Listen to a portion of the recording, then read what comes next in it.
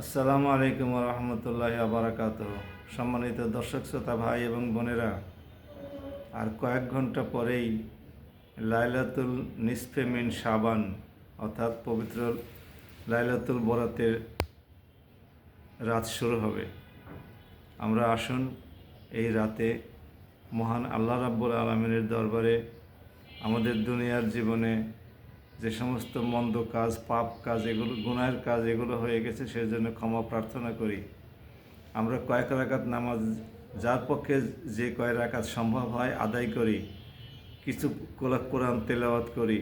বাজারে এখন ইংরেজি, বাংলা, আরবি সব কোরআনই পাওয়া যায়। একই সাথে আরবি উচ্চারণ, বাংলা অর্থ, ইংরেজি অনুবাদ সব কিছুই পাওয়া যায়। এগুলো পড়ি আর আমাদের মরহুম পিতামাতা, আত্মীয় স্বজন, পাড়া প্রতিবেশী সহ সকল মুসলিম উম্মার মাগফিরাতের জন্য দোয়া করি।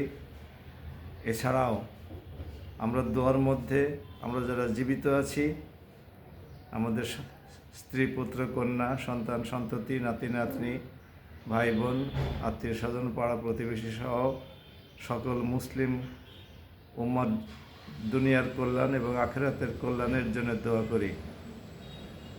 আগামীতে যে সমস্ত ইমানদার বান্দা আল্লাহ রাব্বুল আলামিন এই দুনিয়াতে প্রেরণ করবেন, তাদের জন্য আমরা দোয়া করে যাই।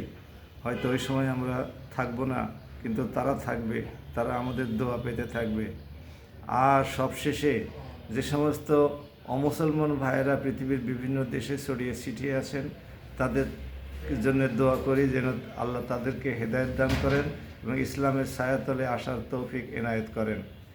দেশ এবং জাতির কল্যাণের জন্য প্রার্থনা করি। দেশের শান্তি, সমৃদ্ধি, সুশাসন, সৎলোকের শাসন, আল্লাহর আইন কায়েম করার জন্যে চমৎকার একটি সরকার গঠিত হোক, এই প্রার্থনা করি। দয়াময় আল্লাহ আমাদের দেশকে সুন্দর করুন, মুসলিম উম্মার কল্যাণ দান করুন এবং বরকত ও রহমত দান করুন এই পবিত্র রাতে। সবাই ভালো থাকুন। আসসালামু আলাইকুম ওয়া রাহমাতুল্লাহি ওয়া বারাকাতুহু।